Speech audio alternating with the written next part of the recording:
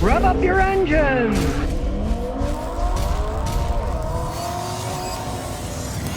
Well, as if the new Broncos aren't relatively unsafe as it is, you can get them to take the doors off, take the tops off. Well, now they got to recall a whole bunch of them. 53,100 of the four-door ones are being recalled because the child safety locks may not work. Well, wouldn't that be great? You know, the child safety door locks, you open the back doors, they got a little clicker, you push it in, then you close it, and they can't open the doors or unlock them from the inside. It has to be done on the outside. This system might not work, and the kids might be able to open the doors and fly out. Isn't that phenomenal? They've been making child lock doors for decades. Now they can't even make those things correctly. And in a vehicle like the Bronco, that's relatively unsafe to begin with. It's pretty high up. Like I say, a lot of them, you know, you can take the tops off and stuff, so they're pretty open. You don't want the door opening up because the child safety locks don't work. I predicted problems with these Broncos, and yes, they're having them. They rushed them into production. People buy a lot of crap these days. Maybe another bunch of crap that they've been sold. They're gonna have suits on their hands if somebody gets killed from something like that. I mean, these are new cars too, 2022. So what's gonna happen as they get older? That's all I gotta say. John, and he says, I got an 02 Honda Accord V6. Random misfire. Number 2 is wet with raw fuel. I pulled the plug when the engine was cold. What's the problem? That number 2 plug is getting wet. So you want to pray it's the simplest thing, which is a bad ignition coil. Take the ignition coil off of the number 2, put it on like number 3, and then put the number 3 coil in number 2, then start it and drive it. Then, if you found number 2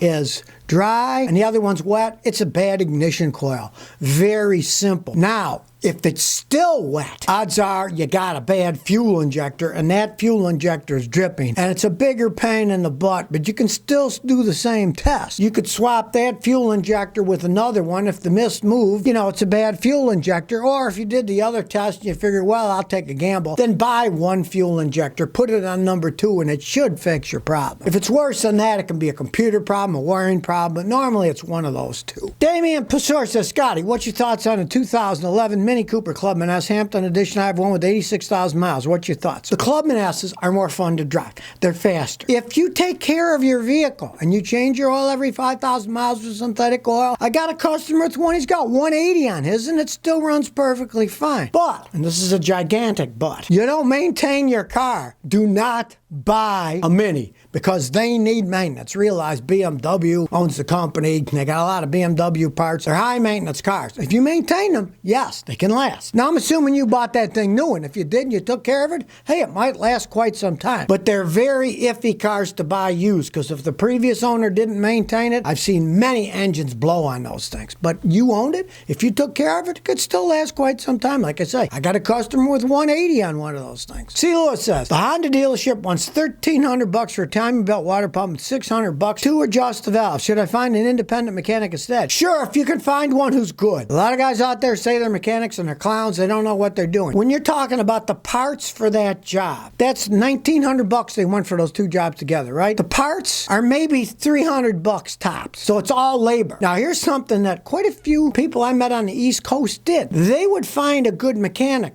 at a dealership, and they find out these dudes work on the weekend at their own house. Or they'll come to your house and they'll charge half of what they charge at the dealership, because they make less than half themselves anyways. They might make 15% of the bill if they're working at a dealership as a mechanic. If they're doing it for you direct and they charge you half of what the dealer did, they're still making 3 times of what they'd make at the dealership. So if you can find a guy that does it on weekends, that's the best way to go. If you can't find a good independent mechanic, find a guy. Try ask friends. You know anybody who works at a Honda dealership? So yeah, Joe does. Hey, you know, you want to make some money on the side? And they usually say sure, and they'll do it. Allison Johnson says, Chevy Malibus have electric power steering. I think it's dumb. There's 2 main reasons. One is it's cheaper to make. Hydraulic pumps cost a lot. The hoses cost a lot. The power steering rack that can take 1,500 PSI for hydraulic pressure costs a lot to make. They're replacing all that stuff with a little electric motor, so it's cheaper for them to make. And the other reason that they'll never go back, the computer can control the steering that way. And everything is going for computer controls because they want to computerize them, and of course it's so much cheaper to build them. And of course, when they break, they make a lot of money fixing them. I'll tell you the truth of the matter is, the electric pumps break a lot sooner than most of the hydraulic pumps do. I see those things break when they're 6 years old. I see hydraulic pumps 40 years old still running. So, you know, part of it's planned obsolescence too. Kevin 77 says, what do you think of Mitsubishi cars? They're okay cars. They're not great cars. They're not horrible cars. Realize Mitsubishi, brought to you by the same company who made the Zero fighter plane in World War II, if the Japanese had. Cars Cars is more a sideline for them. They made some real fast little racy cars too. The quality was always a lot lower than Hondas and Toyotas. Back in the past, many Mitsubishis burnt oil because they put crappy piston rings in them. I had a customer in Houston had one. It went through a quart of oil every 100 miles. Plumes of smoke behind it because they didn't build good piston rings. They're better than they used to be, but they're still not as good as Toyota and Honda. And it used to be, well, people would buy a Mitsubishi because it was so much cheaper than a Toyota or Honda. Well, now they're not that far difference in price. So unless you're saying getting a low mileage used Mitsubishi where that will be quite a bit cheaper than a low mileage used Toyota or Honda, you could get them then. But I would not buy a high mileage one because they don't last as long. Free Real says, what are your thoughts on a 2012 Nissan Versa, 64,000 miles? I paid $5,000. I'm not a Nissan fan, but you got one with 64,000 with $5,000.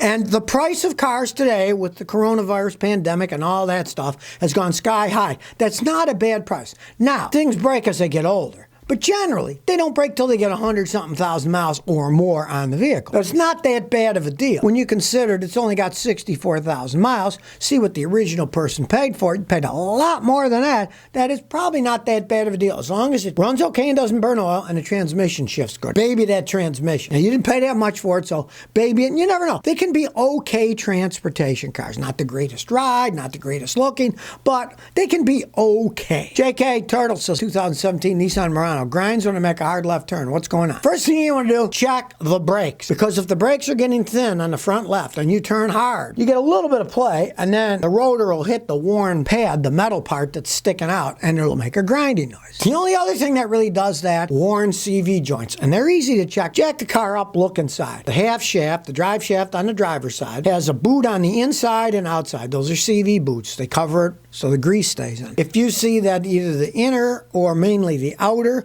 boot is ripped and the grease came out of it, that's your problem. Nobody really replaces the boots anymore. It's stupid because once they start to make noise, they're worn. You can get an aftermarket brand new one at a discount auto parts store for usually $70 or so and replace the entire axle assembly. Just go up, look at it. If the boot's ripped, the grease is leaked out, that's the problem. Buy a new shaft and have it installed. It's not that hard to put on if you've got hand tools, or at least, you don't go to the dealer and buy their $800 one. You can get them for $70 aftermarket. And the aftermarket ones work perfectly fine. Chris says, Scotty, I got an 09 Honda Civic, PL172 system, too rich, bank 1 code. It's running too rich. You either have a restriction on the airflow or you're not getting enough fuel. Start simple. When you work on a car, start with the basics. Take out the air filter. I don't know how many times I've seen Hondas like that. I take out an air filter, it's just totally black, covered. You can't even see through it when you put it up to the sun. If it's not that, the next thing to do is get some cleaner. Watch my video, make your car run better with a little spray cleaner. The simple act of cleaning the system costs you maybe $16 for the 2 cans. You don't use the whole can. Clean them and maybe they can fix the problem. Now, if it doesn't, change the fuel filter.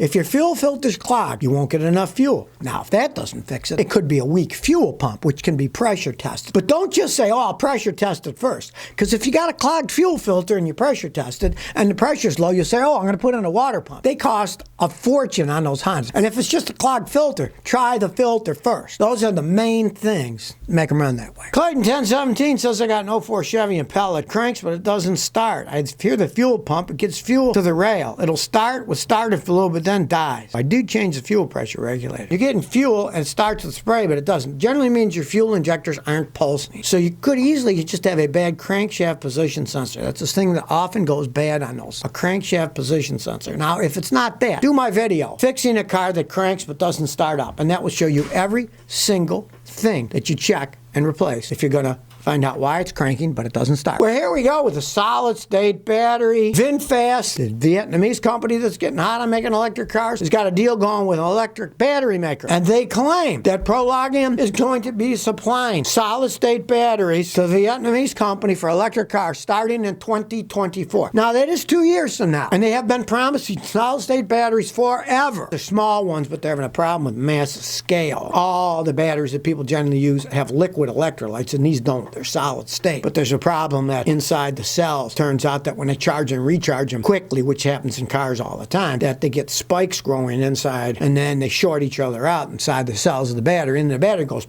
who knows? Will it be out in 2024? This VinFast, Vietnamese company, they're banking with this Prologium company, and they claim by 2024, Prologium is going to be supplying them with solid state batteries. Now, here's the thing. They're going to be selling cars before then, probably with regular batteries, right? Who knows knows what's going to pass as time goes on? Nobody knows. Solid-state batteries are the holy grail of batteries because of their design. They're radical. They don't have electrolytes in them. They're solid-state. They're not liquid. They're not out yet. They say in 2 years they'll be out. Who knows if they will? And if they do get them out, who knows if they'll be a disaster and start on fire like all those Korean batteries did that they supplied to GM, and they had to replace every single one of them. And those are just plain old lithium-ion batteries. Those weren't radical changes. So a couple of years from now, let's see what's actually happening with this Vietnamese electric car company. Will it still be around? Will it be making solid-state batteries, making conjunction with this Prologium? We'll find out. It is a radical change if it works, but that's a big if.